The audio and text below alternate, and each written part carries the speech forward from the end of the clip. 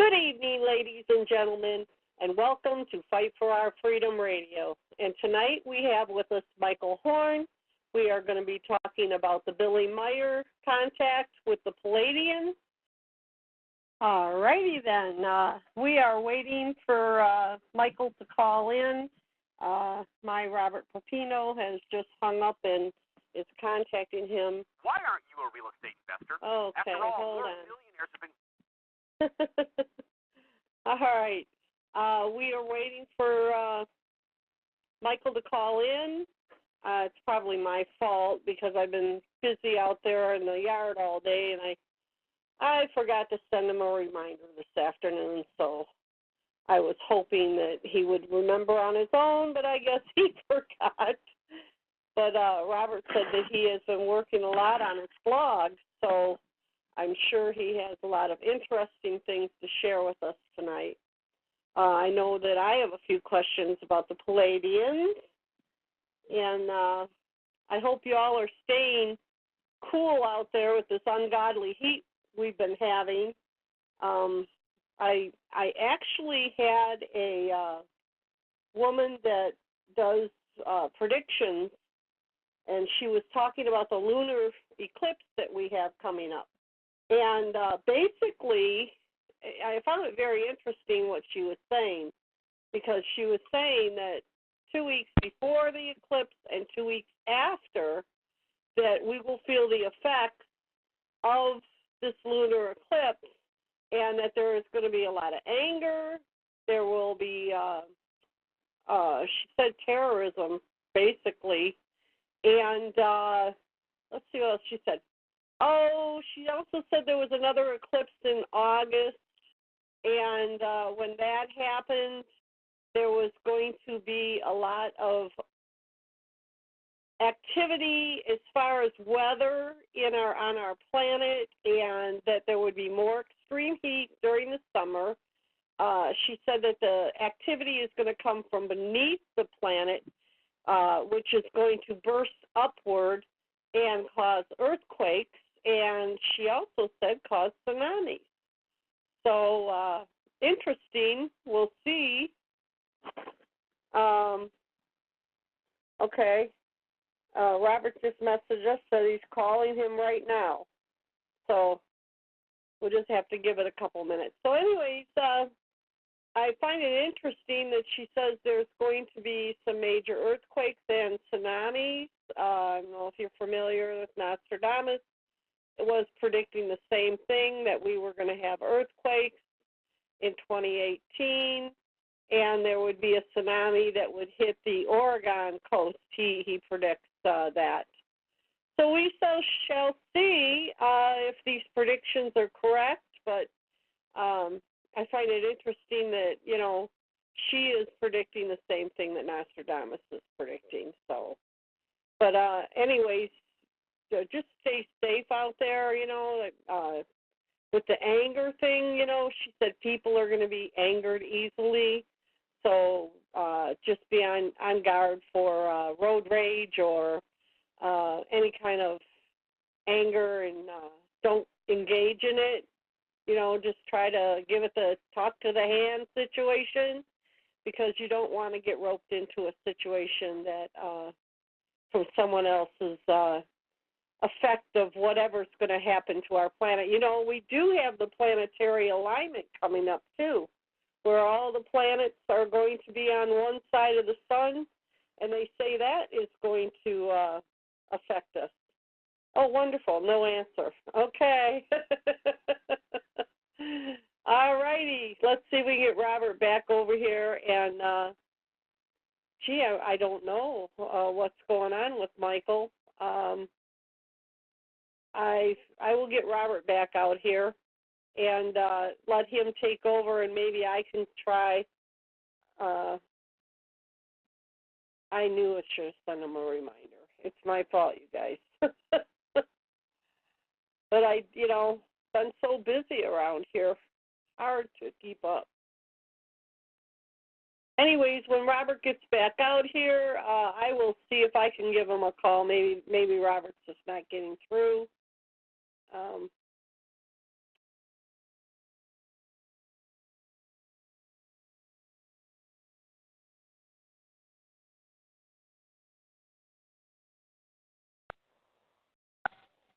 Hello, is that you, Michael? No. Hello? It's not Michael. Okay. I'm going to mute you back real quick, honey. Okay, thanks.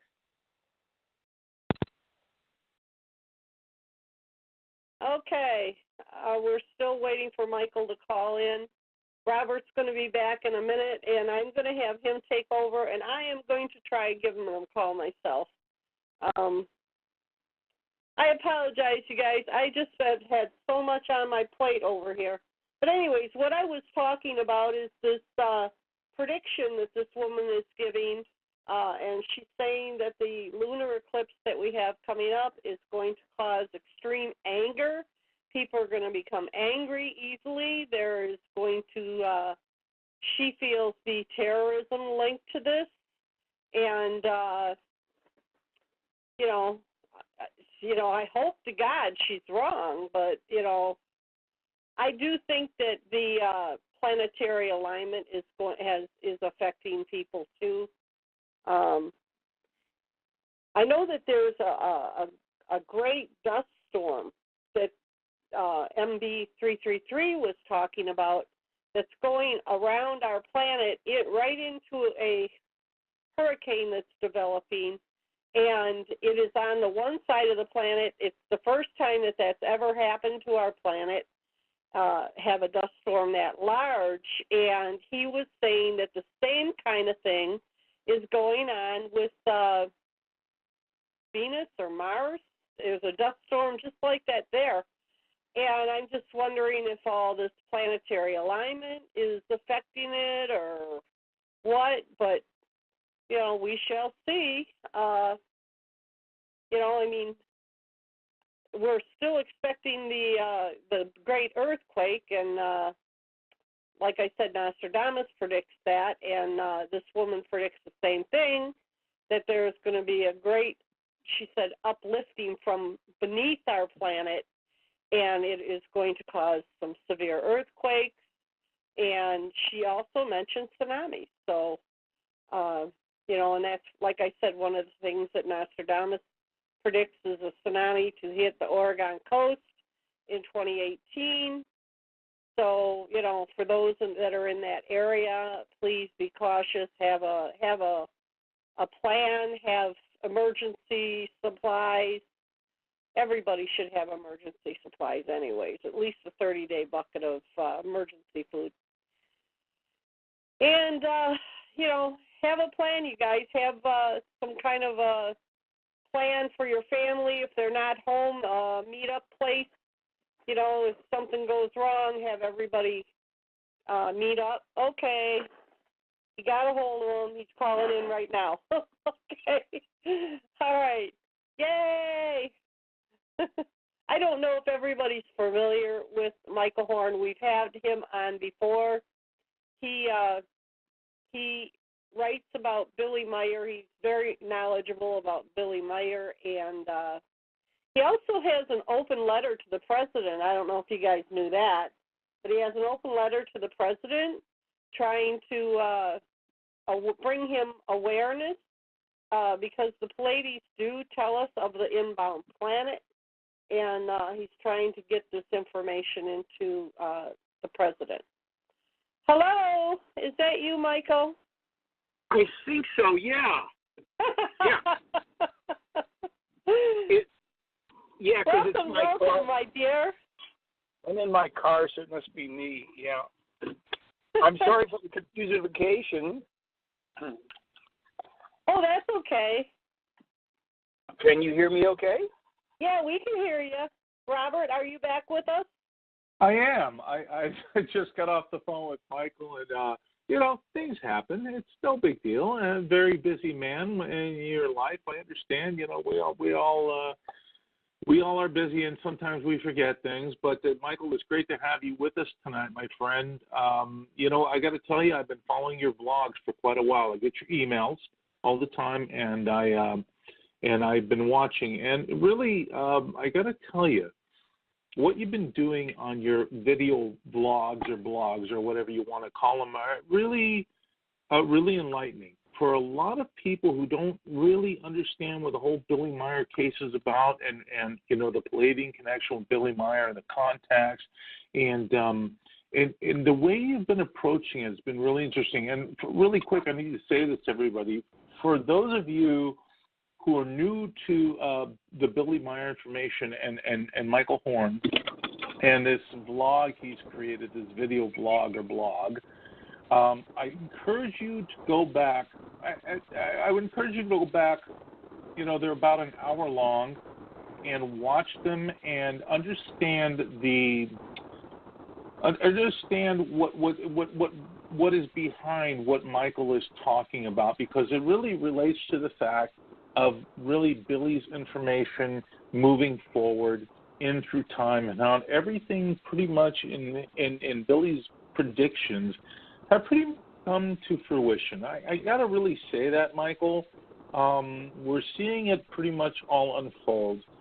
Your last one, I'm sorry to say I haven't had a chance to watch, but I planned on doing it over this, you know, weekend. But, you know, my life has been so hectic and crazy that I haven't had much time to do that, sadly to say. But I have to tell you, I've been watching it very intently, and what's really nice, Michael, is that there's a growing audience there. You're starting to get people who are really getting the message. They're getting the understanding. They're getting the idea of what's really happening. I know I said a mouthful. I apologize, but I'm always long-winded. You know that. But it's really, really enlightening. It's a wonderful thing that you're doing, especially with Jetty. He's a great kid, by the way. Just this young guy who has obviously a higher understanding of what's going on. And I think for the most part, Michael, as well, there's that group, that younger audience as well, who are getting it. They're understanding the higher reality of what our purpose here as, you know, conscious beings living in this physical experience is about. But I digress. Welcome to the show, Michael. Thanks. Can you hear me clear enough from my car? Oh, yeah, clear as a bell, my friend. Clear as a bell. Oh, good. Well, I am glad you're enjoying that show. I am, of course, intending that it, you know, reach a growing audience, which it is doing.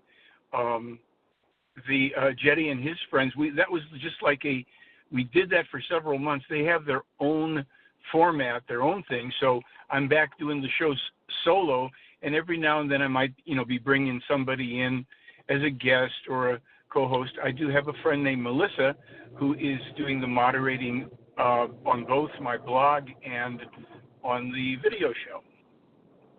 Well, that's absolutely wonderful, and it's just like I said. You got this group of this younger generation who's kind of getting it. They're kind of understanding what is going on, and they needed to connect with someone who is basically in the know. Right? You are in the know. You are in that because of all. I mean, let's just talk turkey here. You've been doing this for a better part of 30 years. You know, and you've been basically shouting from the mountaintops, "Hey guys, listen up. You may want to pay attention because I have some information that just may be prudent and valuable in the future." Well, the future has now arrived, and it's good to know that there's a group of young people out there who are getting it, because in all reality, Michael, our generation, our group of people, though you have a couple of years on me, it doesn't matter. We're all mixed in that same group, that generational group. They're not getting it. They're not understanding it, or they're just overlooking it because they don't want to acknowledge it. I don't know really which is which, but they're not getting it, man. They're not getting it. And it seems like we keep going slowly inching closer to the edge of that cliff, brother.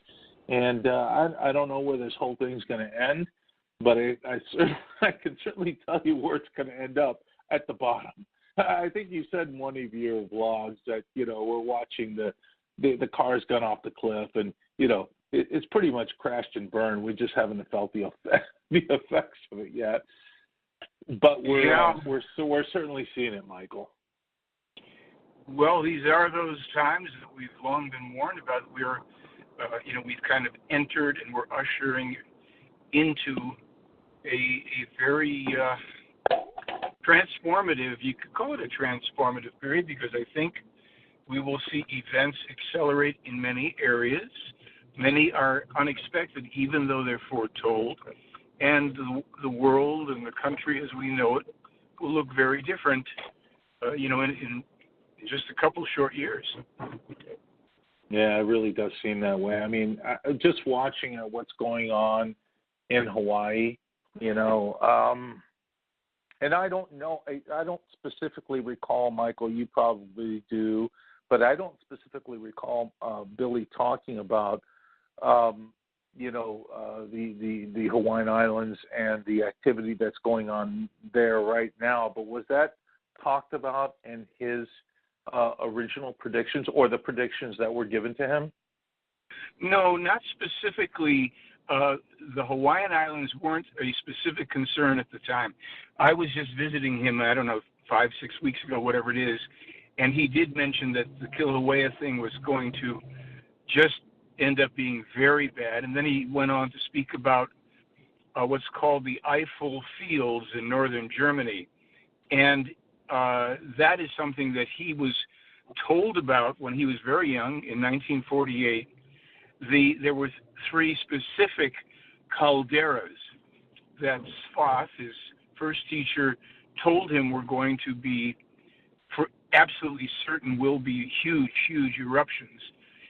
So that means that in addition to them foretelling, and it turns out quite accurately, of course, the beginning of intense earthquake activity in central Italy, that will lead to eruptions of Etna, Stromboli, Vesuvius, Mount Marsili, and what's known as Campi Flegrei, which is a caldera, and that will erupt. And then we don't have it in terms of what happens sequentially, whether it's the Eifel Fields first or if it's going to be Yellowstone, but those are the other 2 calderas that with certainty will erupt. And I'll only add that a year ago when I was in Switzerland and talking to Billy about it, I asked him if his teacher Sfath had gotten that information as a result of a kind of, connection to a higher level of,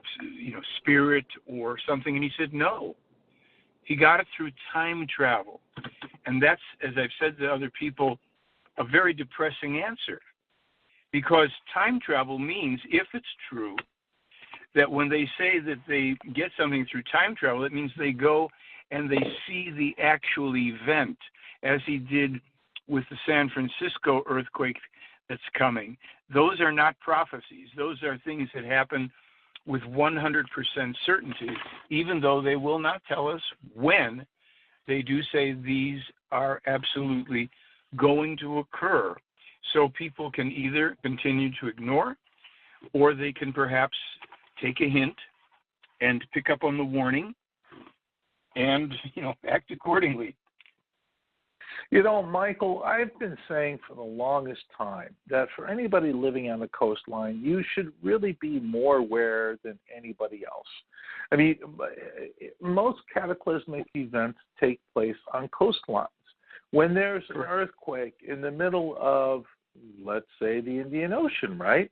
And a massive 9-point plus earthquake takes place, and you watch the water, get pulled out into the ocean, that should be a warning sign, right? It should be a warning sign. But what happened in 2004 in the Christmas Day earthquake, Michael? You had all these tourists standing around on the beach watching the water go out going, wow, isn't that neat? The water's going out. Meanwhile, okay, and this was actually videotaped, recorded, people are watching or recording the animals taking off in the opposite direction. They are right to the hills, right? So we have the animals, right, who are so devolved, Michael. Hint that let me not,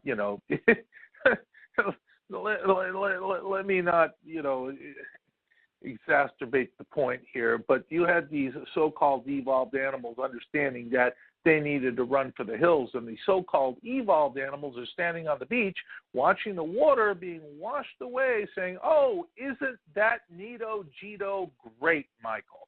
And hence 250,000 people were wiped out in less than, 8 hours, 10 hours, whatever the time frame was. Who's evolved and who's not evolved? Hard to say at that one, Michael, or just dumbed down by the total mass manipulation of the way the whole world is been basically designed by the so-called money masters. And I know that's a multi-level question in there, but I'm sure, Michael, that the Pleiadians already understood this and were aware of this, and I think their higher message was, really don't pay attention to people trying to run your life. Pay attention to your own life. Be aware of your own life, and make common sense decisions. Don't let anybody manipulate you. Don't let anybody lie to you. But it sure seems like the total opposite has taken place, Michael. Well, with animals, Robert, animals are instinct-based. So it's not that they're smart or dumb. They operate on natural instincts built into them, if you will, by nature or however one views it. So when they start heading for the hills, so to speak, it's not that they have to give it any thought because they are connected to nature, and the impulses from nature obviously are hitting them, interpreted by them in a way that moves them to do, the sensible thing and to get the heck out of the way. We human beings, even people who've lived in natural conditions at times, sometimes are not as tuned in. Many more are, let's say, who've had centuries or millennia of living under very natural conditions and learned to recognize the signs. But we have also lost a lot of that even for the so-called natural people, because they have assimilated to or become acclimated to the more westernized, disconnected sense of things. So sure, we see now very, very interesting. It's a funny word, but we're seeing things that are going to only increase in frequency and intensity, and in ways, again, we may be looking over here and something happens over there. Well, and I agree with you. I keep thinking about how the lies and the manipulation of the mainstream media works. I mean, I know that recently in the blogs that you've been doing, it's been very political in the sense that, Trump has been trying to do the right thing, and he really has. At least I believe that, Michael. I don't know where you stand on that, but there was always that presence of manipulation and the lies and people around him who are going to try and sway his thought process in order to continue the what's the word? Continue the present situation that we have all been existing in, which is one of the things, at least for me, Michael, we've all been trying to break and escape away from. And I had actually written to you, by the way, while you were doing one of your live streams, and I had asked a specific question, but obviously there's so many people writing in trying to ask you questions that, you're only going to run across the ones you can, and I think Jetty was the one presenting the questions to you. But anyway, one of the questions I had in this process of, because I know that the Pleiadians or Pleiadians have talked about there's going to be a worldwide massive monetary collapse. I can see that as plain as my face, right, when I look in the mirror. I mean, it's so obvious. The question I had was this. The cryptocurrencies are the new kids on the block. It is all based on technology, but it is based on truth and variability and non-manipulation. has Billy talked about that, or has he gotten any messages about cryptocurrencies? And will this play a major role in our societal change as we move forward in the future? Well, a couple of things. One, when I do my show, I don't really, because I'm focused on doing the show, I personally don't see, what do you call it, a lot of the questions that are in the chat room. That's what I relied on, either, what do you call it, Jetty or Melissa to, just let me know about. One of the moderators, right? Yeah. So, and there probably have been a lot of questions, and then there wasn't time or whatever. But here's my understanding of it. First of all, my own opinion is, nothing has value unless we give it value. What they call, I guess, fiat currency no longer has gold behind it, so that's questionable. And in my own opinion, the cryptocurrency is certainly no more solid, probably less, except that there's an agreement going on the part of people who want to make money some way or another for this thing called cryptocurrency. MEIJER hasn't specifically, to the best of my knowledge, commented on it, except part of their actual, if you would say, maybe manifesto or outline of their procedures is they stay away from the banking and online banking industry altogether. When MEIJER spoke some time ago about the coming economic powerhouse will be BRICS, Brazil, Russia, India, China, and I think... Right. I remember you talking about that specifically, yes. I think if people want to, find out what the real currency is, the real currency will become food, clothing, shelter, and water. And I don't know that is tomorrow. In some places it may be. In some places it isn't. But when MEIJER speaks about a global financial crash, remember 12 years ago or so, he told me at that time, if things go a certain way, you may as well roll cigarettes with your paper money. Well, those days are fast approaching. And because of certain things that Trump is doing as well, he's provoking a trade war with China. And China is going to become, according to the material, the next actual major superpower, probably in there with Russia, but in some ways it will become the major superpower at some unspecified time.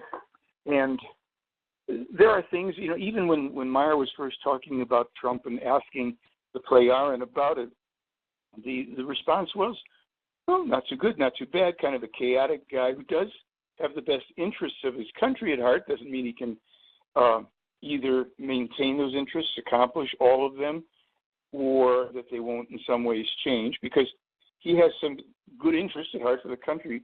It's easy to look at things when one isn't politically partisan, since we're speaking just for myself, but I know this is true certainly for the Swiss aren't involved in our politics in that way.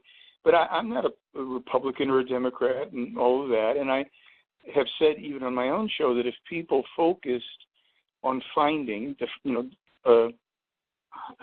what the truly eternal values of life are, the real values and ethics in life, then our main disagreement might be how to accomplish them, but it wouldn't be a disagreement that was based on partisan political differences. The partisan political kind of thinking, if you can even call it thinking, it isn't, makes it you're difficult. right. People box themselves in. They can't even support a good person on the other side of the political spectrum who comes up with a valid and good idea. You can, witness that, and I'm not going to try and dig in to remember them, but they've up lately, certain things that Obama supported or set in motion that either Trump carried forward or tried to change.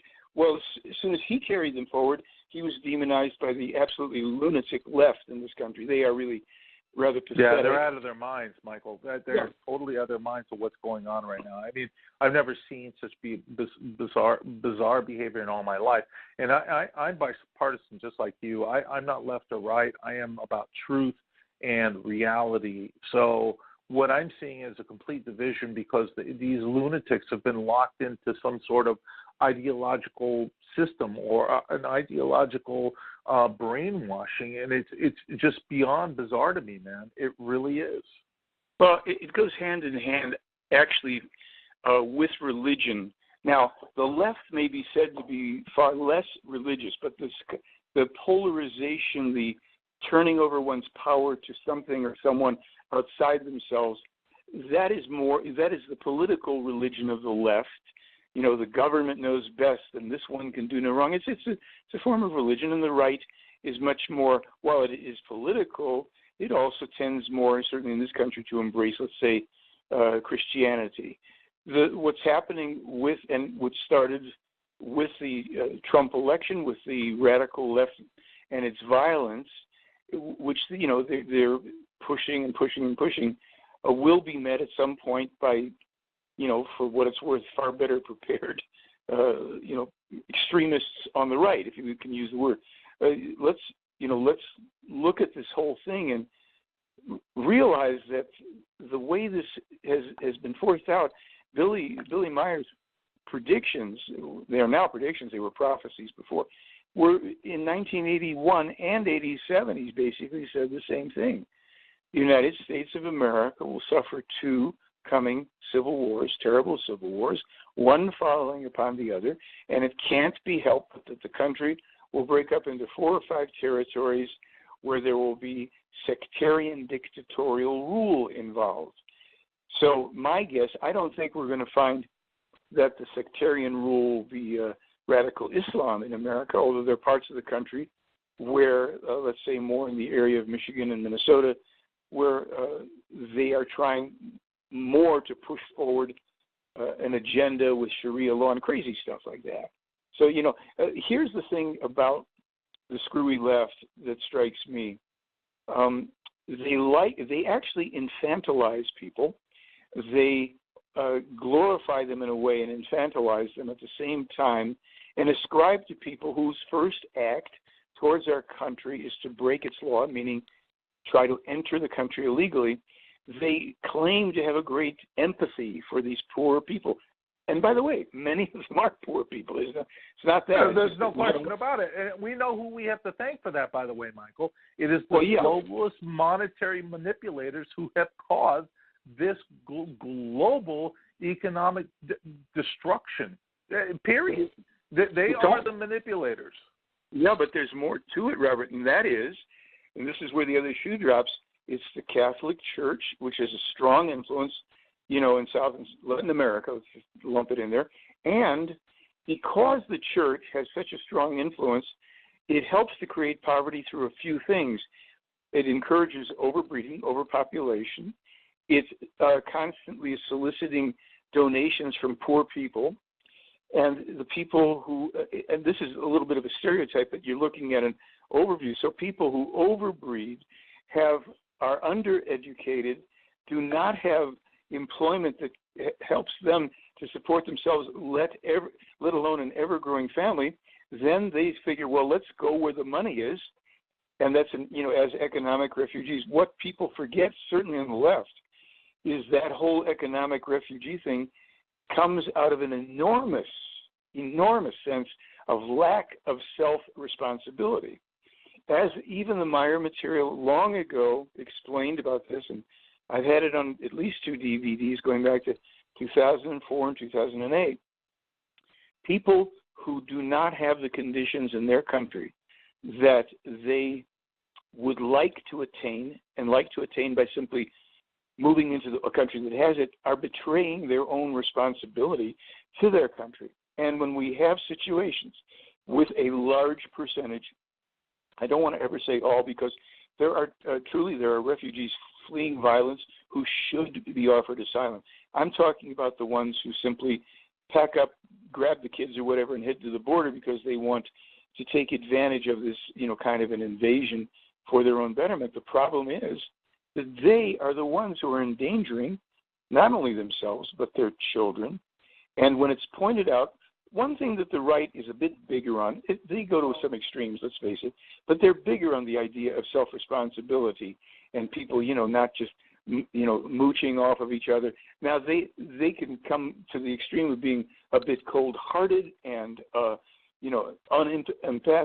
empathic and all this stuff. But the fact of the matter is that all of these bleeding heart liberals, if we just applied this same principle that they seem to love, the sanctuary cities and all this stuff, if we said, well, as above, so below, as the people come into the country, those of you who are, you're these wonderful, loving leftists and liberals, we are directing these people towards your homes, and they will enter your homes as they choose to, doors locked or open, and they will come in and make themselves at home.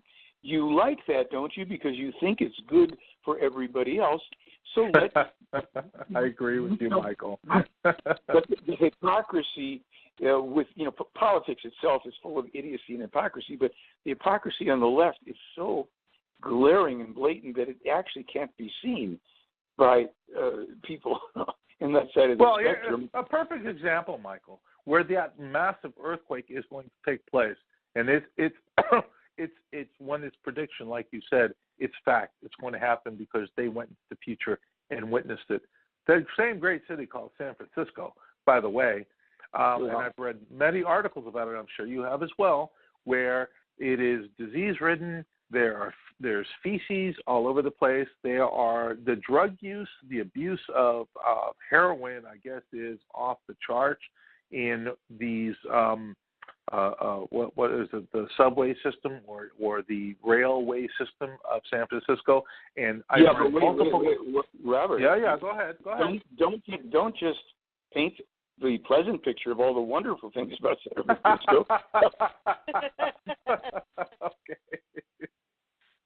I happen to love San Francisco, but I don't like the mess. So do I, Michael. I think it's a beautiful city. It used to be even more beautiful, yes. Before. Well, so was Paris, but look at it now. Oh, with all the parasites. Yeah, they're nice people.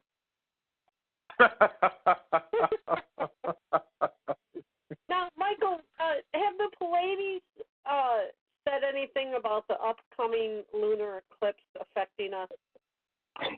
No, I'm glad you actually asked that, because, what happens in my observation about things that pertain to these astrological events, and, we'd go back to the, what was that thing, that big cosmological event that was supposed to happen back in the 90s, harmonic convergence or harmonicas invergence? Yeah, it was a harmonic convergence. That's exactly right, Michael. That's right, and they were a lovely group.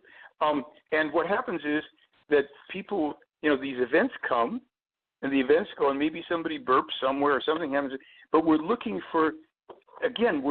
outside for something to happen to give us some kind of ooh, whether it's an ooh, we told you so, or an ooh, that's pretty bad, whatever. The fact of the matter is, as Billy, and because you asked about their take on the astrology, what they've said is, first of all, our astrology is not accurate. Astrology itself is a valid science when it's practiced scientifically and when the accurate information is available to those who would be practicing it. However, that being said, even under the best of conditions where you're talking about, something that in itself is accurate about, influences, they are only influences. And while some influences indeed are stronger, and, like certain types of lunar,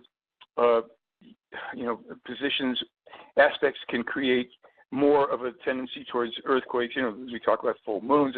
But the fact of the matter is, according at least to the Meyer material, that astrology is not a determining factor for human beings. It has potential influences. There are things that can influence behaviors, but it's always, more than astrology, it's always up to the individual to choose and to forge their own destiny. Because let's think about it for a moment. Let's just say that there was a certain astrological configuration or what have you, and that, boom, something happened. Was everybody in the world affected the same way?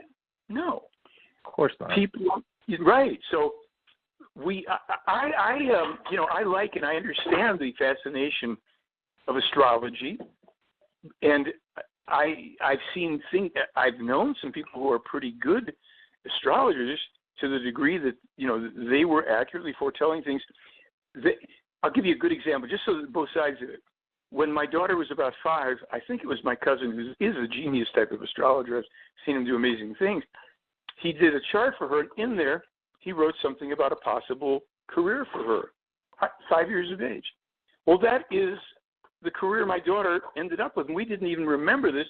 She found that chart about 8 months ago and said, hey, look what Cousin Adam said. And we're going, wow, he was really pretty good. And I've seen him solve a missing persons case occurring in Thailand. I mean, I've seen some really good stuff. But does that mean that all that he or any other astrologer does is accurate? Does it mean that things have to? No. It means there are times when someone gets right information and uses it correctly.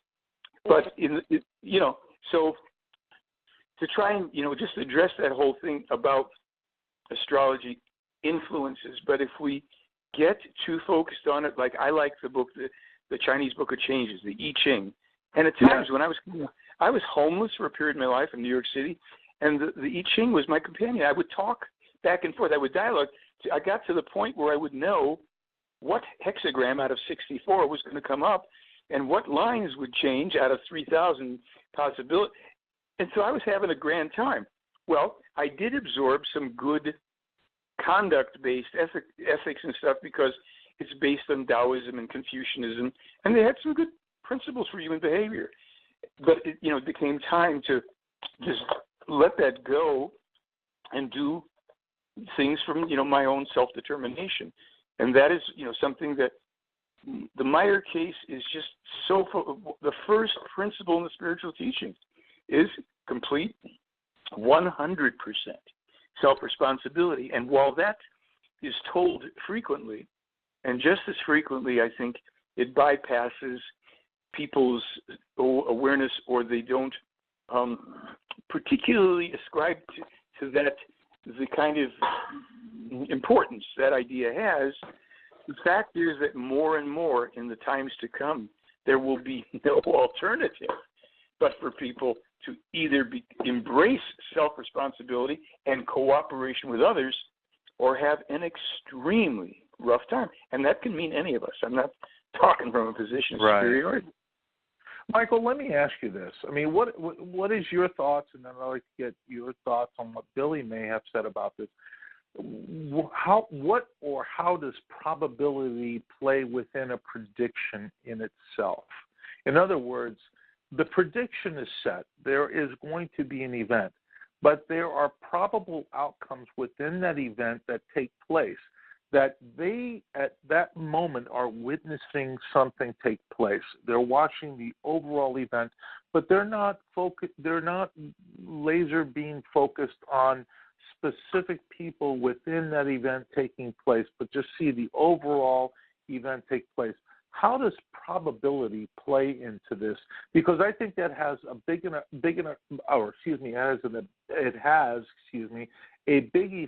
effect on our lives, just as astrology does, because there is probability within those astrological predictions or predictive events at that time that are taking place. Well, you got a lot of stuff going on there, so let me try to cover it, and then you tell me if I missed something. So let's start with probability, because everything operates according to the law of cause and effect. There's nothing that's actually just random chance in terms of the sequence of events. So a prophecy, when MEIJER, let's say, publishes prophecies, they are based on probabilities, meaning the likely outcome of certain causes should other actions not be taken to correct them. Now, I'm not speaking yet about astrology. Astrology, you can say there's causal things going on because planets and the central sun itself, which is the actual source of the radiations that pass through the different planets, in terms of them then being ascribed some influences. So when these influences coming from the central sun and passing through planets are coming here, those are influences that create some probabilities maybe in some cases there's some certainties. I don't know. But what's being said is, well, like if Mars is in Taurus and the 12th house is going to create, a strong determination towards unrelenting activity and purpose, whatever is said, right? Well, that may be true. That could, I'm assuming, I'm not saying that what I've just said is true. Right. No, I got you. Okay. So what it's saying is, while this influence based on these factors may have certain probable outcomes, in that sense, it's still up to the individual who may have that aspect affecting them either in their own chart or where the planets are right now. It's always up to the individual what they do, because on any given day, the planets aren't changing their influence moment by moment for people. If something is in the something house for a given period of time, those are the vibes that are present there. But we've got 9 billion people on the planet, and you probably noticed that there are no 9 billion people in chorus lines doing the exact same dance. So everybody, either consciously or not, people are processing and acting, with their own influences in their, so-called personal makeup, their own genetics, their own constitution, their own thoughts and feelings. Now, if you're saying, what about predictions where an event has been predicted to occur, and if that's accurate, then it's usually accessed, as far as I understand, through something I mentioned, which was time travel, computer calculations or mathematical calculations, which Billy can do, which also can yield probabilities or prophecies as opposed to only predictions, and people who have extremely highly developed what we'd call psychic senses or, those consciousness or spiritual related powers who can see the future, who can, if you will, travel to perceive it in their consciousness. But I don't know if that's addressing all that you've asked there, but you see, it's like sometimes people say, well, there's different timelines, and in this timeline this happens, that timeline. It'd be much more accurate to say there's different probabilities and possibilities, but all of them don't occur somewhere, other than as a thought or as a consideration. What's going to occur is what is going to occur based on the thoughts and the feelings and the actions of the people. And in some cases, predictions about events that are going to happen with certainty mean something cosmic, like a meteor or an asteroid coming towards Earth that had nothing seemingly directly connected to the people of Earth, although in some cases maybe, or certain earthquakes, certain volcanic eruptions. But as Meyer has pointed out, now all of these environmental upheavals are, instead of just being a factor that's normal to all life, it's now 75% man-made, caused by people, our actions, our thoughts, our thoughts, feelings, and actions. Well, you just brought up a point, Michael, in regards to man-made situations that are taking place. No question about how we behave towards the planet, how we depleted the resources of the planet in such devastating ways that I wouldn't blame the planet at all if she just did a really good shake and wiped out, 95% of us. I wouldn't blame her at all. I really wouldn't.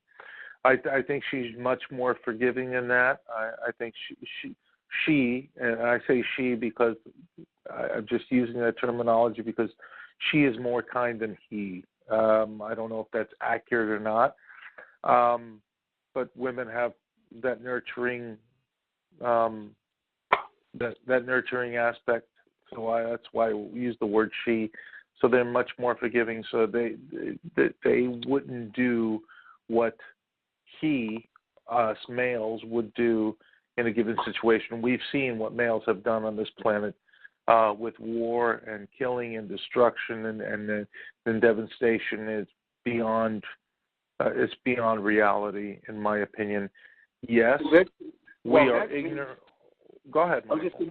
I was just going to say, while that may be true of male behavior, and it's certainly something that's also spoken of in the material, we must not anthropomorphize the planet as being kind or unkind, because again, everything is cause and effect. And just like we spoke about the animals being instinctively directed, the planet has its own processes, naturally given, creationally given processes and things like that. So if we violate the laws of nature, it's nothing personal, nor is it a deliberate action like, oh, I think I'm going to shake up those folks and you pick your place.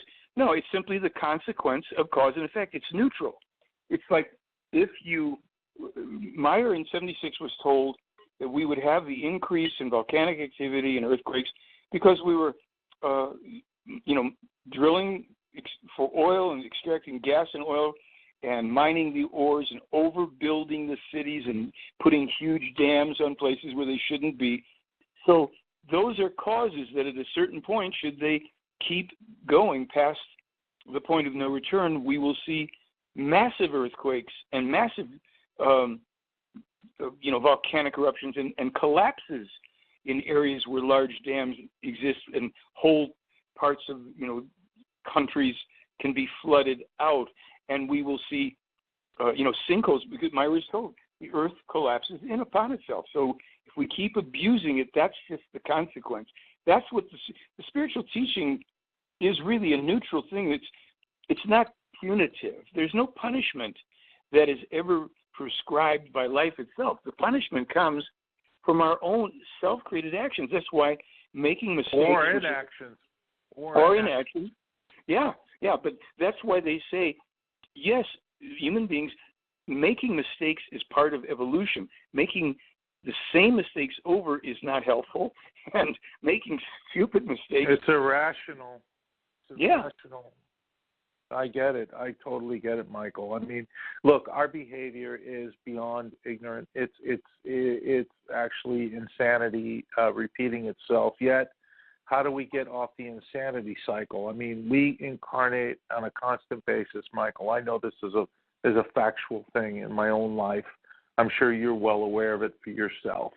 We all incarnate. We have many lessons to learn, whether it be here on this planet or on the countless hundreds of billions and trillions of planets, but we all incarnate with many lessons to learn. It seems from all the stories I've heard, Michael, that it's more like a soul grouping. If you tend to look at our planet as an atom, which it really is in the grandness of just this universal space that we live in, and I know there are many universal levels, which Billy has talked about, and he got to visit a different universe, which is incredible in my mind to begin with.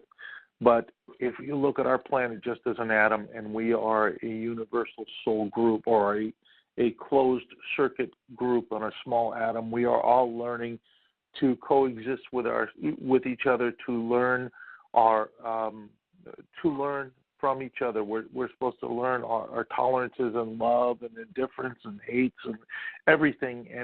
And as we grow from that space, then we are allowed to our conscious mind is allowed to expand and evolve from this small atom and go on to a larger plane of existence.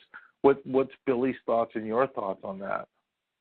Well, according to what I recall here from the spiritual teaching, and my friend Andrea could correct me, what happens is this, that in any and on any world, all of the processes of evolution of consciousness are structured not on the world, but universally for human beings, and all conscious sentient life goes through certain steps and processes and levels in the course of evolution.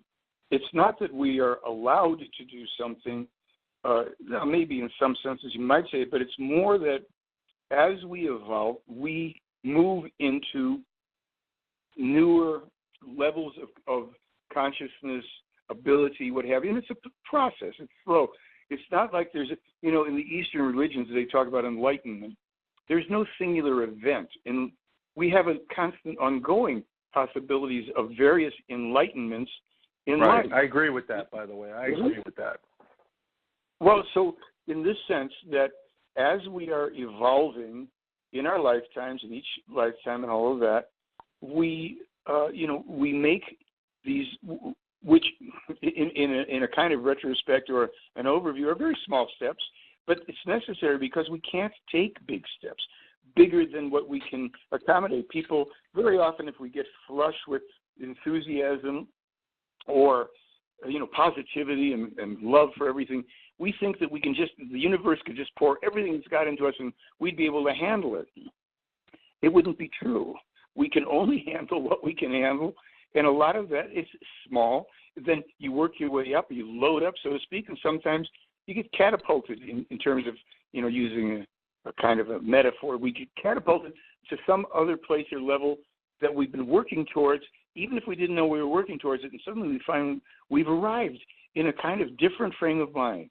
We've arrived in a different perspective, and the feelings have refined, perhaps.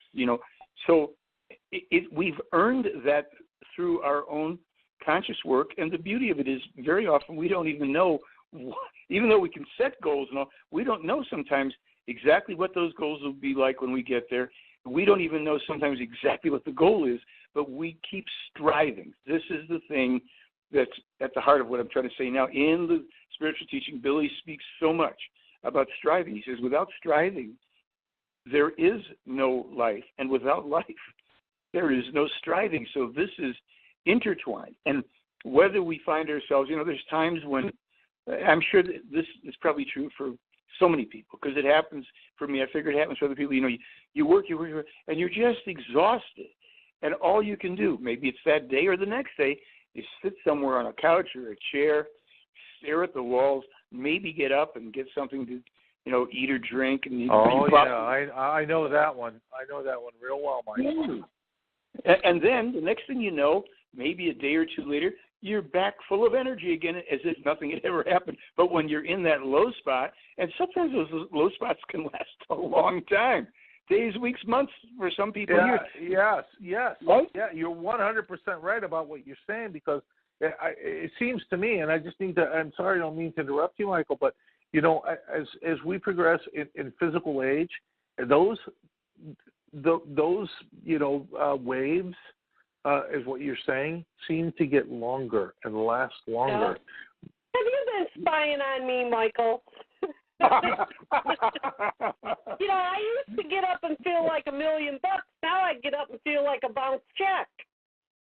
Listen, 7 days I wake up and I feel like I'm 65 years old, which is an improvement because I'm older than that. But that's another story. Well, you don't look a day over 60, Michael. No. Well, that I've been working on the lighting for my show, so. I'm just teasing you. You look great, by the way.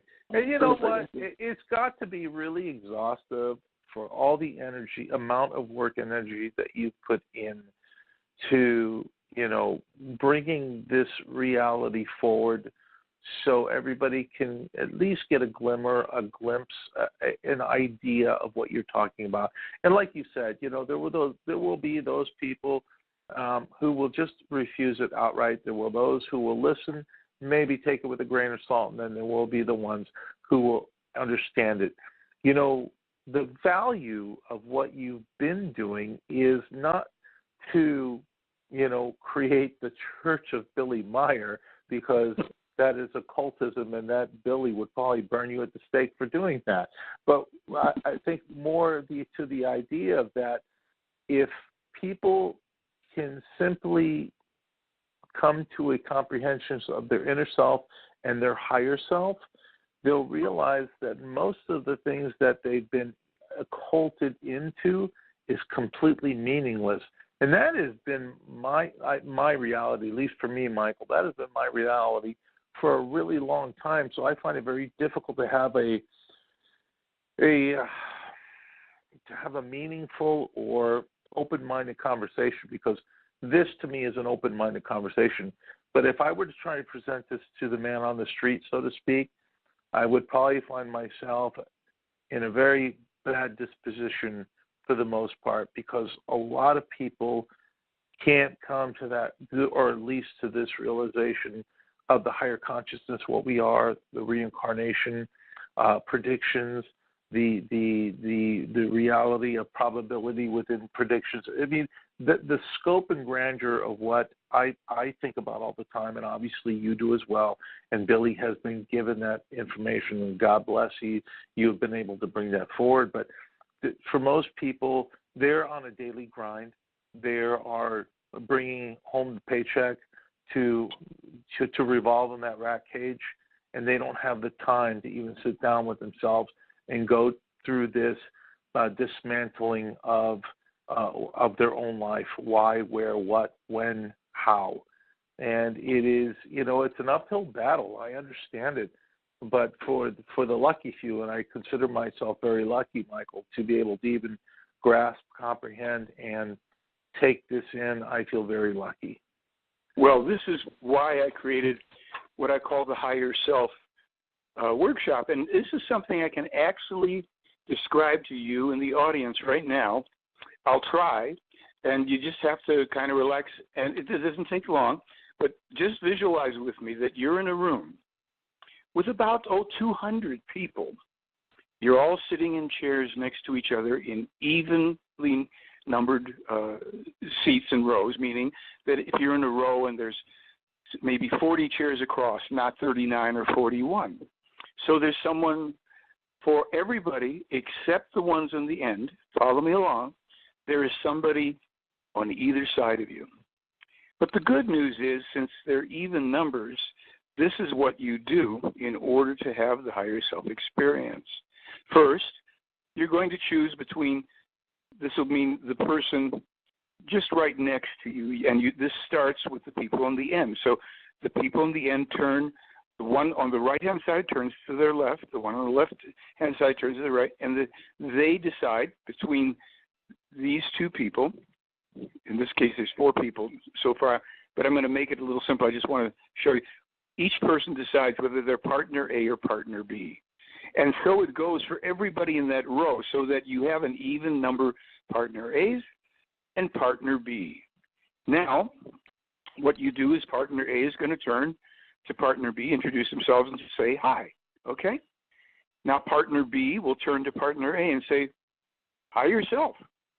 So that's the higher self experience. And anybody can do that and say hello to the person next to them, who can then say hi yourself back to them. Does that make sense? Yes. Oh, no. Really? No, it shouldn't. It shouldn't make too much sense. That's just, no, it doesn't, because that was the point I was trying to value. Yes, it makes sense in the sense that it doesn't make sense because there's a non-reality in that, Michael, because with each individual, right, there's the higher consciousness, there's the self-awareness, what we are living in this capsule right now, and there's the higher consciousness, and then there's the super consciousness. So I get what you're saying. I totally get it. It's just a non. How do I explain this? It's a non-reality based idea of what we should comprehend as a higher consciousness. But living in this physical reality, we don't comprehend many great deal of things, if that makes any sense. Well, yeah, I mean, if we just get, grounded down to earth, so to speak, there's many things we don't understand in the mundane world. We certainly are not really partaking of, very, very, very high levels of consciousness. People, look, if you read the material from the Pleiaden and Billy when they're speaking, you can get a good sense of how to think and how people speak to each other when they're speaking in a factual and what's the best way to put it, reality-based But Michael, let me interrupt you for a second. Most people don't speak to each other. Most people tell each other. Most people don't listen to each other. They have their answers prepared, ready to tell someone else what they think without ever truly listening. This is what I meant by the awareness and the physical body and the higher consciousness and the super consciousness. They have prepared answers. They're not willing to listen. That's the difference. As I hear you speak, I listen. I don't prepare an answer. I only speak after I've made an assumption or an idea of what you're trying to tell me, trying to explain to you, or trying to give back an answer that would make sense. Most people do not listen, Michael. This is why we live in the world we live. Yeah. I listened to what you said, and I happen to agree with you. That's true. Very true. I'm sorry, I didn't mean to interrupt you, but it's just this. I mean, if we could just listen. You know, yeah. I could say this about my father. He was a brilliant man, Michael. He was a philosopher, and he spoke many languages, and he was an artist at heart. You know what his biggest problem was? He didn't listen to anybody else. He didn't know how to listen, Michael. He didn't know how to listen. You know? Yeah. And that's the honest truth. I'm telling you the truth. I loved my father. I thought he was a wonderful man. I thought he was a great man. But he didn't know how to listen. He never listened to me. The only person I think he ever listened to was actually my mother. And God bless her. You know, she's still alive. She's recovering from, you know, her physical ailments. But that's the problem with most people in the world. They don't listen, Michael. Hence why we repeat and we are in this cyclical rat cage. This thing we keep going around and round and round. And I think it was Einstein who said, you know, the definition of insanity is repeating the same process and thinking that something's going to change. When are we all going to wake up and say, wait a minute, stop the insanity? Remember that commercial with the crazy woman with the shaved head? Stop the insanity. I think it was from the 90s or something. But, you know, in reality, it makes sense. Well, you know, now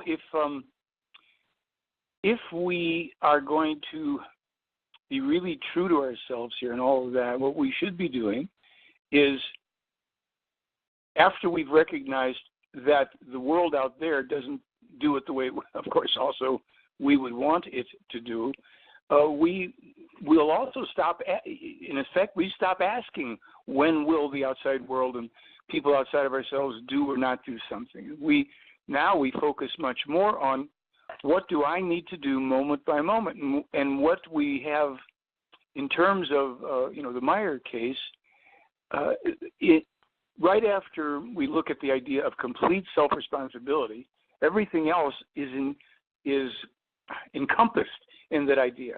But then we have to do another thing. We have to also see things exactly as they are. And as we do that, sure, we're going to notice that all of, you know, quote unquote, them out there aren't doing it the way we want or the way we might think is the best way. But we then still have to come back to seeing, once we see anything the way it is, we have to process in ourselves what we do, how we do it, if we do, if we don't do. And in that focus, if we're straightening our own thinking out, we will, for the most part, not focus so much on what everybody else, let's say, should do or is doing wrong or what have you. But if we are working on our consciousness, and that doesn't mean, you know, when the theme is up that we don't talk about it, you know, if we're going to do an interview or write an article or something, but the greater part of our life must be used in a sense on reflecting moment by moment, observing our own thoughts, controlling our thoughts, and being very careful as to what actions we do take. That will ripple out and have more positive effect on the world out there than deliberately trying to go out in any sense and actively change the world or change people. See, that is something about the spiritual teaching that I think is so profound, because it does another thing. It makes people happier. We become happier. We're not constantly focused on the out there. We're not focused only on how everybody's doing it wrong and how bad it is, but rather we have thrown ourselves back upon ourselves. Since we have a perspective of what would be better and right, we go about controlling our thoughts, our feelings, and our actions to bring about that right moment by moment in our own lives to the best of our ability. Then we also notice that our relationships with other people improve, and we expand our capacity to either interact or have good feelings about other people, even if we're not interacting with them. That is what is so amazing about the spiritual teaching. We get away from overly focusing outside ourselves. We certainly see things as they are. If there's a fire, if there's a flood, if there's a hot day or a cold, I mean, we're not denying, but we work to take complete control of ourselves as best we can in a world where there are many other intersecting influences. Michael, are the Pleiadians afraid of us because of the violence that goes on our planet, or are they afraid to come and intercept or intertwine with us because of the violence they see on this planet? Well, let's, I'm going to, just for the sake of the audience, because we know the term Pleiadian isn't used for these people anymore. It was really just a screen name, but they're called the Pleiaren, and that's a J in there, which sounds like a Y, Pleiaren. And the way it is, it's not that they're afraid or not afraid of us, because they're not involved with us. They're not on our world interacting, with the rare exception of when they come to visit with Meyer, and they keep that strictly private, the one-on-one or the few-on-one that visit with him. There's no interaction with anybody else here, not even his family, friends, nothing. And that way, they maintain that purity of the purpose of that mission. So they can assess that we are nuts, and it doesn't take an extraterrestrial to know that. No question. Yeah, we are overly aggressive and violent, and all this stuff that is, some of it are inherited tendencies that people either do or don't try to master in their lives, so as to become much more like, quote unquote, real, true human beings. So the Pleiaren, yes, they've, with Billy, they've said many times about how out of balance this is, and how, they can't be around us, they can't physically be around us because the vibrational frequency level is there's too great a difference. The disparity is too great. It's just like I sometimes use as an example whereby if let's say we consider ourselves fairly civilized, we get in our car, midnight, 2 a.m, we drive down to whatever part of town the gangbanging and the drug dealing is going on. We get out of the car, right, nice and cheerful. And so as soon as the two opposing, kind of consciousnesses start coming in proximity with each other, it affects both. The already more aggressive types start getting more aggressive towards the more peaceful types. And that's exactly what would happen with the Pleiaren. So they don't, because that would throw both parties out. Like if the Pleiaren should be in an unprotected state in the midst of even the nice people on the planet, we are too easily triggered by things that vibrate at a higher level than we do. And they are still just human beings. They're not perfect. They're just more refined. Just like Michael, let me just throw this in there, though. I mean, we share the same genetic makeup. There's the physical human existence. They are, they share the humanoid form. Yet their higher consciousness and I'm not sure how to put this. we inhabit this physical, humanoid form. You, me, Bad Baby, and everybody else on this planet, living or learning in this physical existence. Yet they share the same humanoid, Homo sapien form, shape. Yet there's a higher consciousness that inhabits that physical body. Is there a connection between our consciousness and their consciousness, and this is why they are trying to lift us up to a higher consciousness? Well, first of all, they can't do the lifting. They can only provide the ladder, so to speak, or the whatever. Well, that's what I meant. Yeah. So there's a connection because, as you say, we're all human beings. They have, in some cases, a distant ancestral connection to us, where some of their forefathers were interacting with some of our forefathers, and there were some, if you will, genetic things that happened. But basically, it's just the rule of love. You try to assist. Billy sometimes puts it, live and help to live.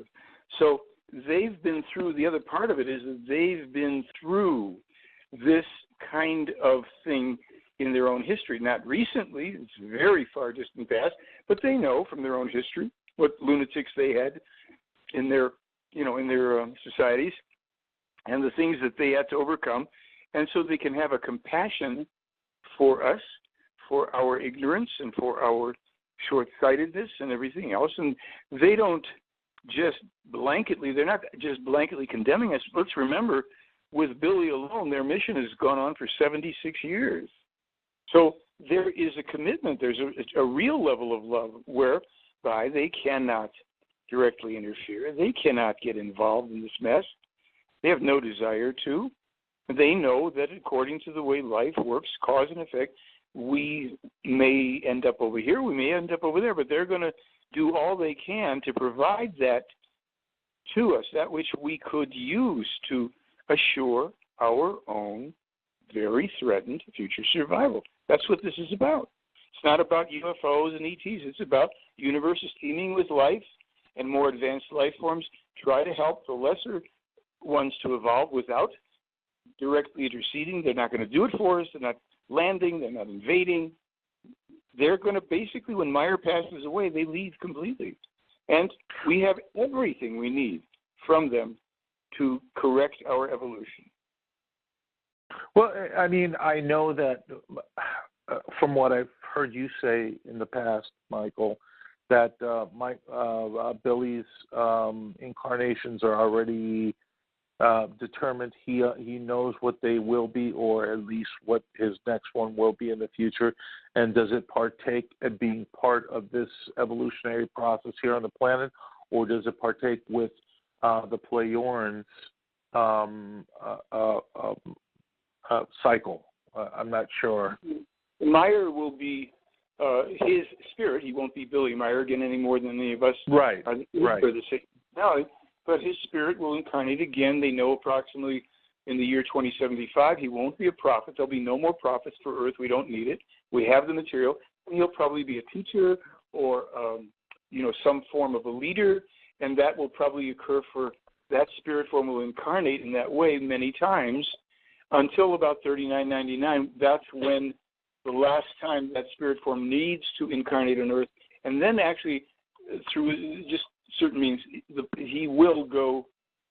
He'll be procreated with Pleiaran parents, and then will be moving on to be born probably in their world. But it doesn't mean that that spirit form will, by any stretch of the imagination, be done with its work as a prophet, as a teacher. Right. It's just the next level of education. Makes sense. Well, it might be another that they go to other worlds where the evolution is in need of a teacher, just like on Earth, and so it would be. So it's just like it's a gig, Right. It's a gig. I totally get that. I mean, you brought up a point that, okay, he will become, on his next evolutionary incarnation, will become some sort of leader, but that leader, as his incarnation, will he help evolve the spiritual path or just the path of humanity for its own evolution? Has he gotten, or was that information given? Well, I'm not sure that we're really speaking about different things. In other words, he will be someone who incarnates. His next personality will incarnate to be a teacher connected to the spiritual teaching, just not as a prophet. In other words, the spiritual teaching has been established here now, and it will be here from here on. He will be one of those people that will find it again or be connected to it, will teach it, what have you, just as many other people will. So, right. Well, I guess, will there be that connection that will still be there to his, have been given all this information? Will there still be that connection to his next incarnation? Because it seems like, Michael, that most people, when they incarnate, and we incarnate many, many, many, many times, as I've watched countless videos of this taking place, where there's always a connective, like a connective tissue in a smaller soul group, I guess, or a conscious group, that there are certain things, tasks that needed to be finished between two, consciousness that never was completed. And it seems like some of those things take place through many, many lifetimes until that cycle is completed and certain things are learned, and then they can separate from each other and move on to the next level of consciousness. Well, I'm not sure what you mean by separate from each other and all that stuff. Well, I don't mean separate. That's the wrong word. In other words, have learned enough lessons from each other where they no longer are intertwined, going through the same incarnations within those lifetimes. There seems to be an assumption there, from what you're saying, that people are, spirits are reincarnating in groups as new personalities interacting with each other. And actually, that's not so, according to MEIJER. That it's actually very rare that, the spirits that were in personalities that knew each other in one life are showing up directly in another life. It can happen at some point, but it's not at all the way it works. It isn't like there's this idea of quote-unquote group souls. Souls don't exist anyhow as they're conceived of in, kind of New Age thought and all. The soul is really just something that's called the psyche. That's located around the solar plexus. That's how the term soul kind of got turned into that. And it's really connected to the emotions, the personality. It's temporary. There's no such thing as soul travel. There's no soul groups. There's no soul mates. This is simply a part of the personality and the ego and the nerve plexus, all that's located kind of, in the center there, upper abdomen, below the, right around the lower part of the chest. And that has nothing to do with a next life or a past life, per se. There are things that we experience in any and every lifetime that become part, if you will, of that which is making up what they call the consciousness block. It's part of the overall aspects of our consciousness in every personality that we've had. And sometimes when people know how to do it or start just tuning to that, we can bring forward into our current life certain increased levels of ability to do certain things that we may have also once before had, developed. And that is not outside of the realm of possibility, but it's not like we're walking around always with unfinished business that we clear up in each life. Some lessons, if we can call it that, may be carried over. If there was something to be completed that was necessary that didn't, it might present itself in a new way in a subsequent lifetime, and maybe it is handled quickly or otherwise. But most of the stuff we learn from, the so-called New Age thought and all that is absolutely incorrect. You can't even really do an accurate, legitimate, real so-called past life regression because it's not available to the consciousness. There are situations in which children can, sometimes up until a young age, they remember a lifetime. It may or may not be theirs, but they remember stuff. And that ability fades quickly, with the years.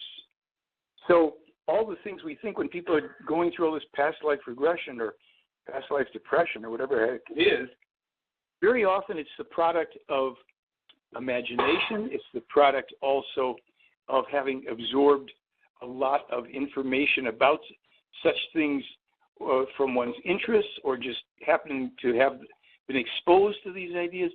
Our consciousnesses are very unique and complex, and it doesn't really fit in with all the stuff that people talk about in this paranormal. Meyer, unfortunately, most of it's still in German, I think, but he writes extensively about these things and what is and isn't real, and how to, actually work with your consciousness, and how to, just do things that have to be done in this life. Here's another thing. I remember when I was doing New Age comedy, I said, people. This was back in the late '80s, and I said, people are so involved with their past lives that they don't even live this one. It's kind of like everybody is trying to figure out who they were and who they're going to be, and it doesn't work that way. And it doesn't matter because everybody has lived, let's say, past lives where they've had tremendous difficulties, pain, suffering, the whole works, and, which we forget about, tremendously loving and positive things. If we were to tap into either, especially even, we wouldn't want to know about all the dreadful things that we did or that happened to us. But we also, if we started to tap into past lives accurately where we had a husband, a wife, a girlfriend, a boyfriend, children, whatever, we could become super depressed in this lifetime. We'd be longing for people who don't exist anymore. And whoever they are now may have absolutely no relationship to who they were then when we were knowing each other. These are things that are not known or talked about in, modern, paranormal circles and all that, because the people don't know this. It's all been handed down very badly in order to kind of keep people involved in some kind of, mythologies and cosmologies which aren't accurate. That's a large part of what Meyer has also, come to do, is to help straighten that stuff out. As I say, unfortunately, most of that's still in German, but there's certain things, that we've come across and been able to discuss and all that stuff. But that'll not fit in with, the idea of Dr. So-and-so regresses people into their past lives. And, well, good luck. Probably not. Because Billy said you can't do it through hypnosis. It's not possible. Now, just because Meyer said it doesn't make it so. We're simply, I like to say, according to the information in the case. Can I prove the case is real? Oh, yeah. Can I prove everything? No. I don't know that I can prove. There are things in the teaching that people have, if they wish to, they have to apply their own study and thinking and come to their own conclusions. Some things we can't resolve because, it's like in terms of abortion. What they've said is that, in effect, both sides are right and both sides are wrong.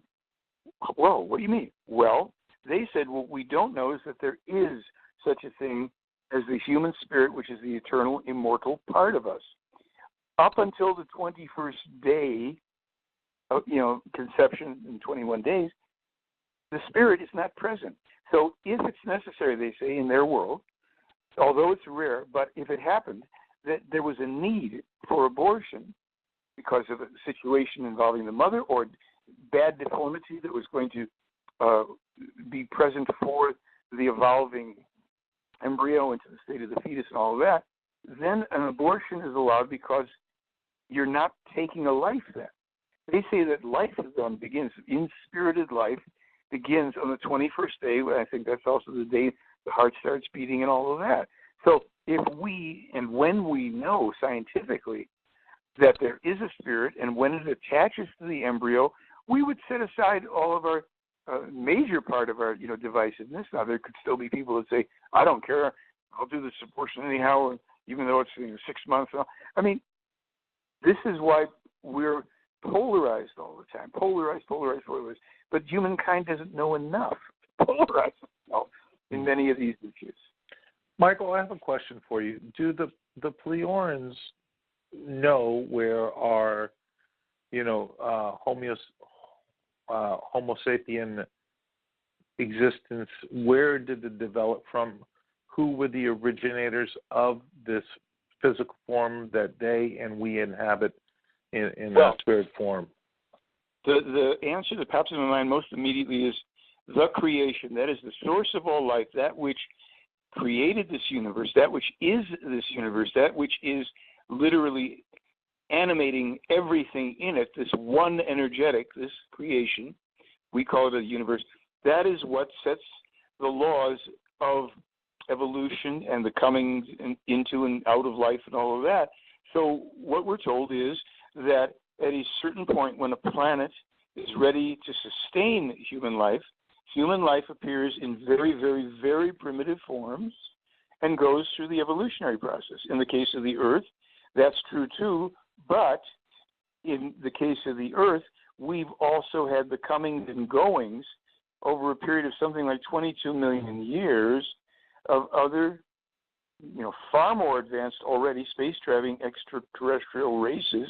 I was going to say that would have to be the case. There would be no.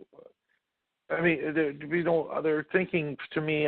They discovered, and of course, this gets covered up all the time through, like, for instance, Michael Cremo's, Forbidden Archaeology, where they discovered screws and bolts embedded in coal that are, literally 20, 30 million years old, and there's no explanation for it. There's human footprints next to dinosaur footprints in some creek discovered in Texas, and yet they just, whitewash over it.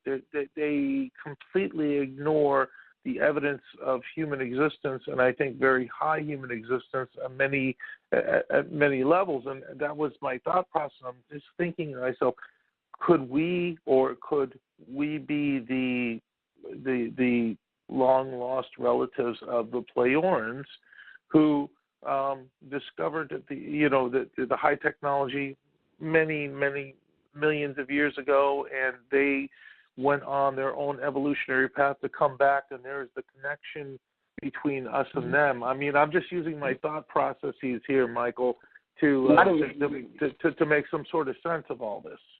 Yeah, not in that way, meaning the Pleiaran and their lineage is its own thing, and yet in the past, under certain times, under certain conditions, their forefathers, as well as other, if you will, forefathers of extraterrestrials, did come here and did interact with primitive Earth humans, and certain races were kind of kick-started in that way.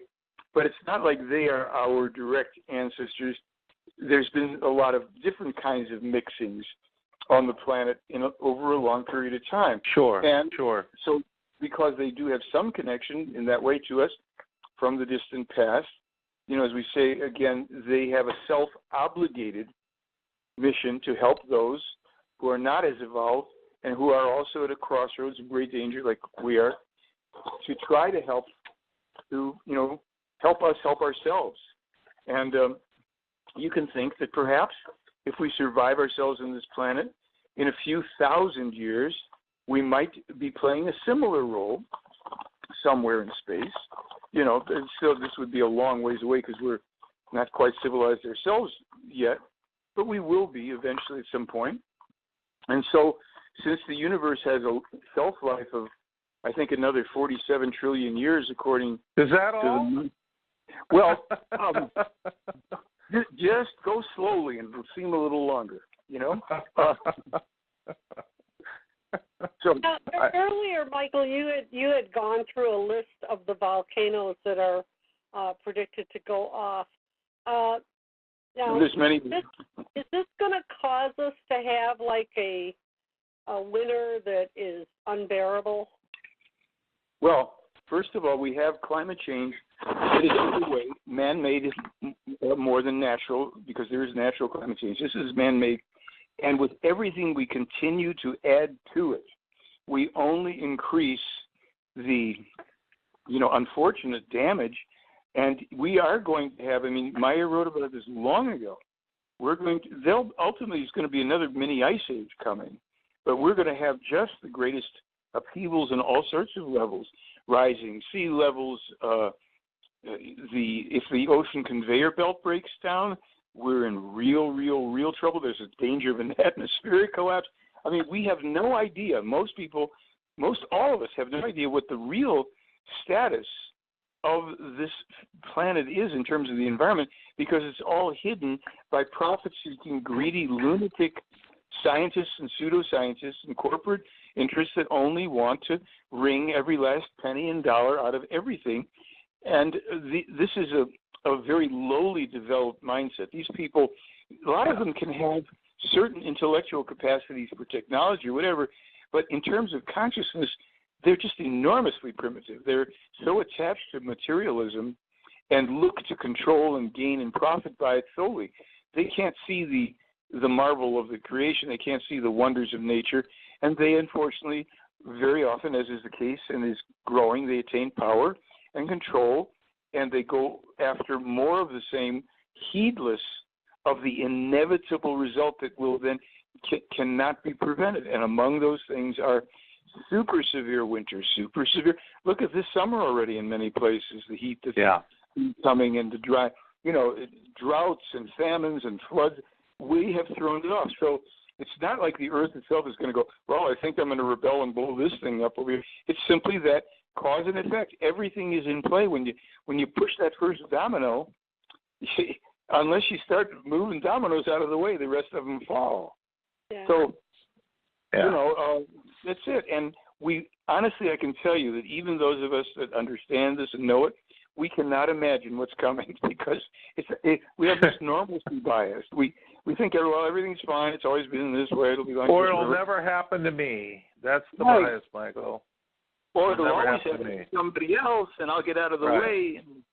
No, we don't get to luck out. Michael, I have 2 words for you, and I want you to fill in the blanks. Apophis and pi.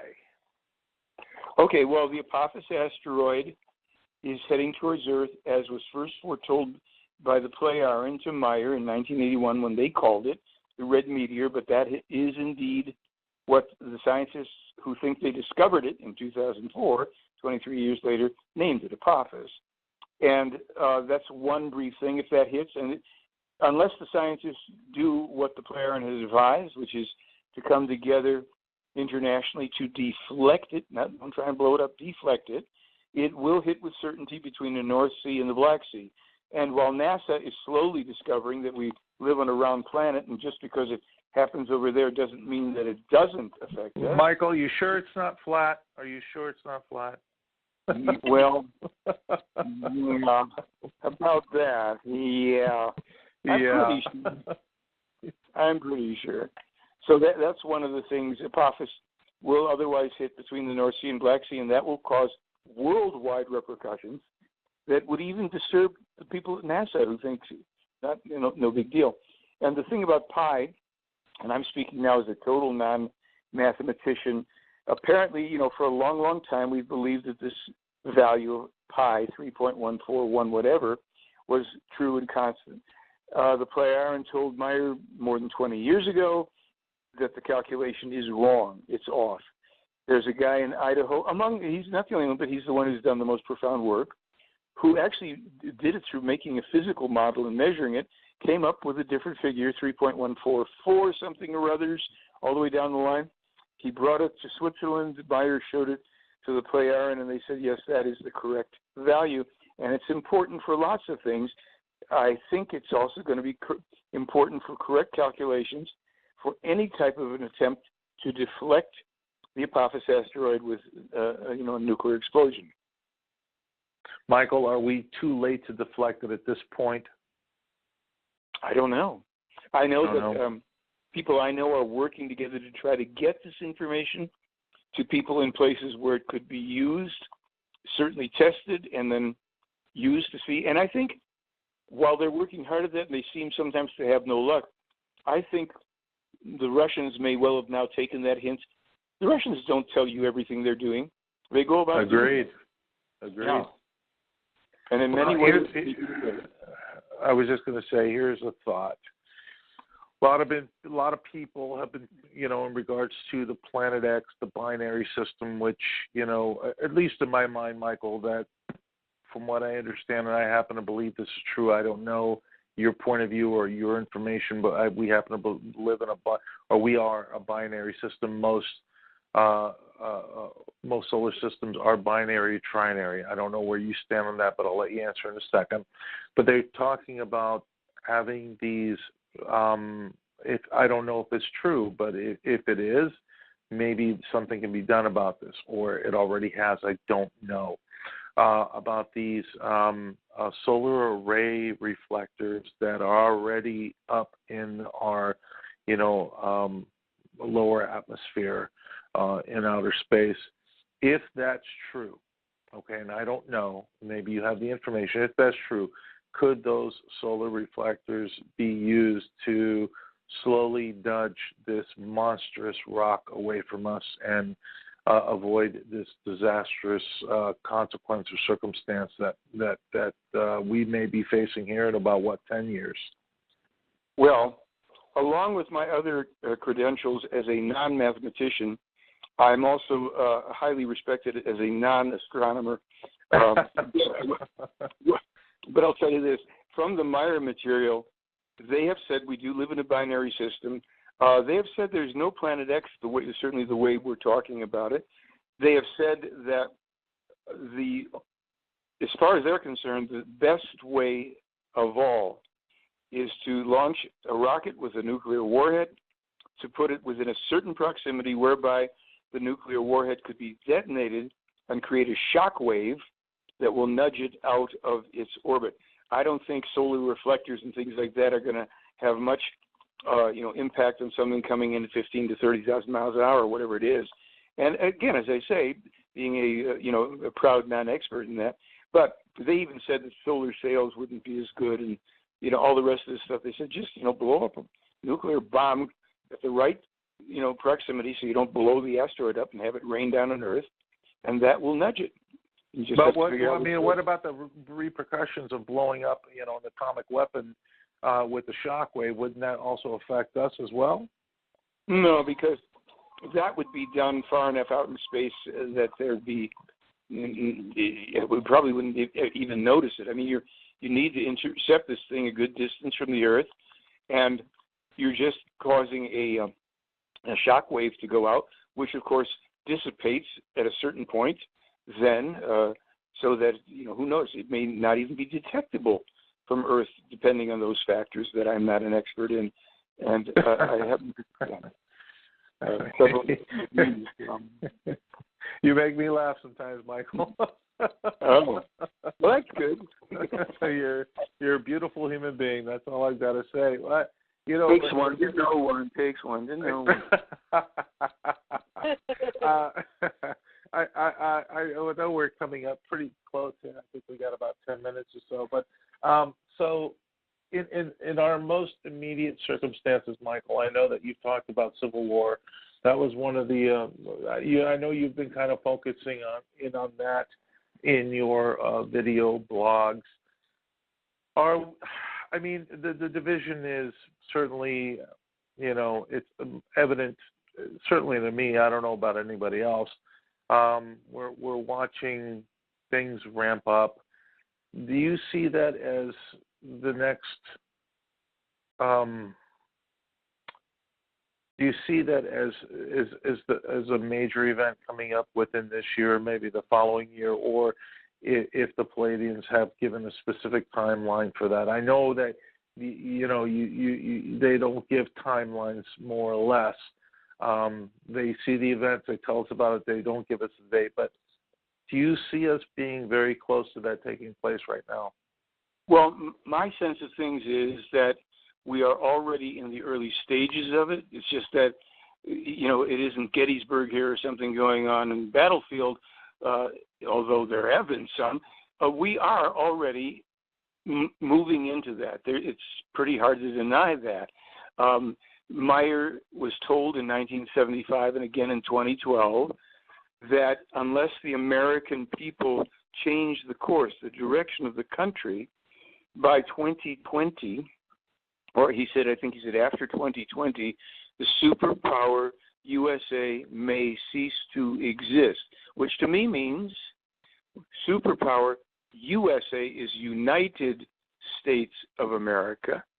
And I think that it's a very, strong possibility that we are in the early stages of that in a mere year and a half, a little less, is, that we would see at that point. Not that there's an event that happens and now it's January 1st, 20, oh my God, the world ended. It's more like we would know by then, we would probably see a lot of anarchy already taking place around that time or before. So again, we don't want to overly focus and be, kind of like deer in the headlights waiting for this event or that event. We want to get a read as best we can from whatever, we're sourcing, and then decide now that you know, what are you going to do in your own life? If we keep doing the same thing, even to the point of if we have the same discussions, if we, bring our, hands all the time in the same way, whatever you want to call it, then we haven't learned. We've got to learn. And that learning, it's actually for everybody. This is not going to be an easy transition into awareness for a lot of people because it's so uncomfortable. It's so seemingly out of, the normalcy bias. It's not the way things are supposed to be. But it just might be the way things are. See, and that was the point I was just going to make, Michael. Maybe it's that we are just so ignorant in our ways, or we are just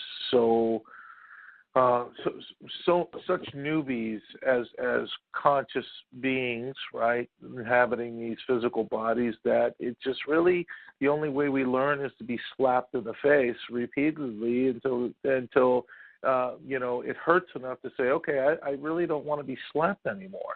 I mean, it certainly seems that way if you look throughout history for the last 6,000 years or so. We constantly are killing each other, enslaving each other, imprisoning each other, corrupting each other, scamming each other, you name it, we do it to ourselves, and we never seem to learn. Well, there's an old saying about people don't change until the pain is great enough, and I think that is very, very true. We, human beings we get very habit-oriented, many people do, and so we fall into that. It's just really, it's too bad, but we do that. I wish it wasn't that way, but the only way to make it not that way is for us to do something different. Yeah, but you know the old story about wishing in one hand and blanking in the other, and ask which one fills first. So we know that story. Yeah, absolutely. I mean, I know it's funny, but it's true.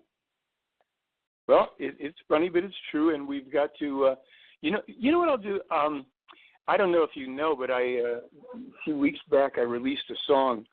It's new in the sense that I hadn't recorded it before, but it was a song, most of which I wrote in 1995, and it's called "Don't Go Along with That." And I'll just give you some of the first words. If I can remember. It is the time of avaricious men lost in their lust for power, baby. Here they come again. They wave the flag and smile to distract us from the truth, while we pay like hell for the lies they tell. The thieves are on the loose. Don't go along with that in the land of the free. That's the way we give away our liberty. So I've just emailed that to you. Yeah, I put that link, Michael, in the chat for people to purchase that song. Oh, great! And at any time, if you like, you can use that if it works on any of your shows. You can play it or something like that. Oh, thank you. Sure.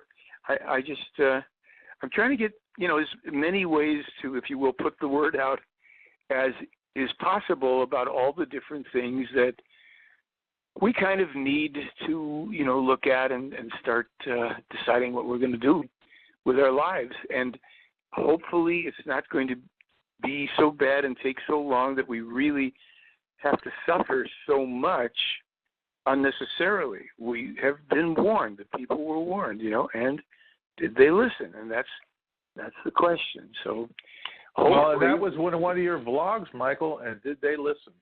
And that was one of I've been, like I said, I've been watching all of your video vlogs, and the truth is, no, nobody has listened. We have become more closed-minded, more self-indulgent, more encasing ourselves in little bubbles. And if you just go on the internet, just go on YouTube and watch how wrapped up people are in their own idiosyncrasies and their own egos, it is so self-absorbed, it's beyond belief, my friend. It's crazy. It's all about recognition. It's all about money. It is all about ego. It is all about self-involvement. But let's remember, because we did, speak about this before too. We know what's out there, but now that we know, we've got to, not focus on that and even. How do you say it?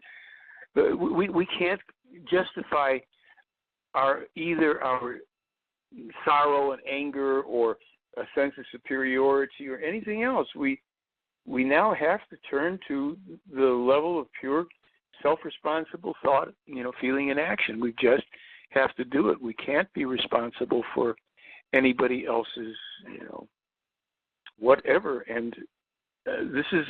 We have to discipline ourselves.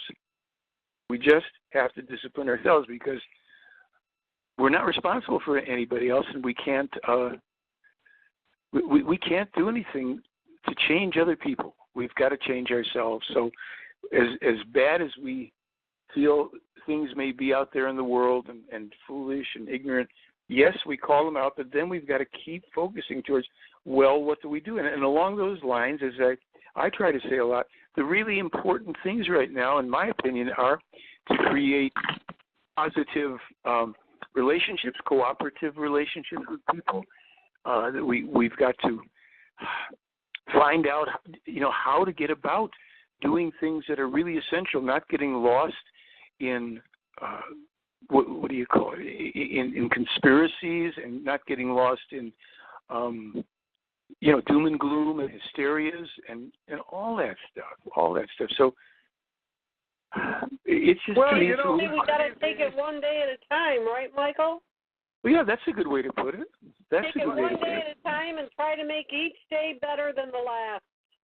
Yeah, and we don't have to accomplish. We're not going to change the world. We've got to just keep going as best we can, and it'll be very gratifying. Life gets better and better and better when we turn to that kind of self-discipline. That's how I feel about it.